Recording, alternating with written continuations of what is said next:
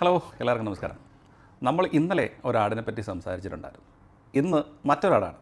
ഇന്നത്തെ ആഡിലെ കഥാപാത്രങ്ങൾ നമുക്കെല്ലാവർക്കും വളരെ വളരെ പ്രിയപ്പെട്ട ആൾക്കാരാണ്. അതെ, നമ്മുടെ ലാലേട്ടനും ജോർജ് സാറിനെ അറിയാം. തുടരിലെ വില്ലൻ കഥാപാത്രം കൈകാര്യം ചെയ്ത പ്രകാശ് വർമ്മ, അവർ രണ്ടുപേരും കൂടെ ഒത്തുചേർന്ന് ഒരു പുതിയ ആഡ് വളരെ ട്രെൻഡിങ് ആയിക്കൊണ്ടിരിക്കുകയാണ്. സംഭവം അടിപൊളിയാണ് കേട്ടോ. ആ ആടെന്ന് വെച്ച് കഴിഞ്ഞാൽ നല്ല രസമാണ്.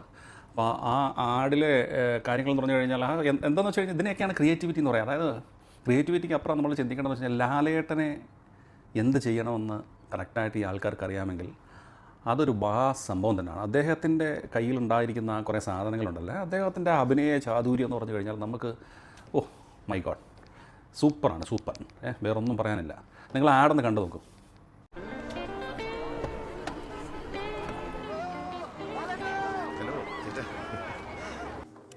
അതെ അതെ അതെ, നമ്മൾ നേരെ സ്ട്രെയിറ്റ് ആയിട്ട് തന്നെ ഒരു ഫാഷൻ ഫോട്ടോഗ്രാഫി സ്റ്റൈലിലായിരിക്കും ഇത് ഷൂട്ട് ചെയ്യുക മൊത്തത്തിൽ. അത് കഴിഞ്ഞ് നമ്മൾ ഫുൾ ബാക്ക്. ചേട്ടാ, ഇതാണ് Shivani. She is actually doing the lead role. ചേട്ടാ ഒരു minute.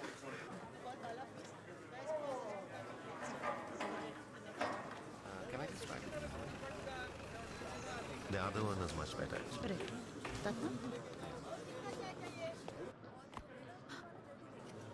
Where's the necklace? What? The necklace. It was right there. Jewelry is missing. What? Jewelry കാണാനില്ല കേട്ടോ.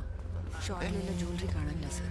What? The main jewelry is missing. We've informed the police. So please don't step out of the studio. Kindly cooperate. ലാലേട്ടനെ അറിയിക്കണ്ടേ? തീർച്ചയായും sir.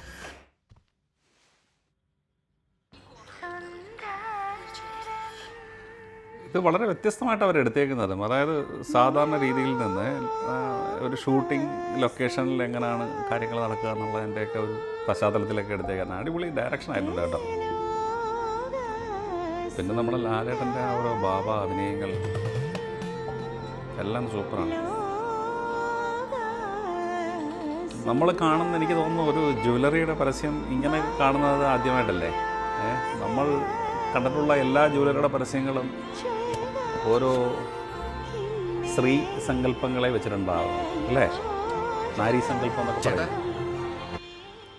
അങ്ങനെയുള്ള കുറേ ഫോട്ടോസും കാര്യങ്ങളൊക്കെയാണ് പല ജ്വല്ലറിക്കാരും കൊണ്ടുവന്നുകൊണ്ടിരിക്കുന്നത്. ഇതെന്ന് വെച്ച് കഴിഞ്ഞാൽ അതിൽ നിന്നെല്ലാം വ്യത്യസ്തമായിട്ട് മോഹൻലാലിനെ കൊണ്ട് ഇങ്ങനെ ചെയ്യിപ്പിക്കാമെന്ന് ആ ഒരു ഐഡിയയ്ക്ക് അവർക്ക് നല്ലൊരു കൈകടി കൊടുക്കും.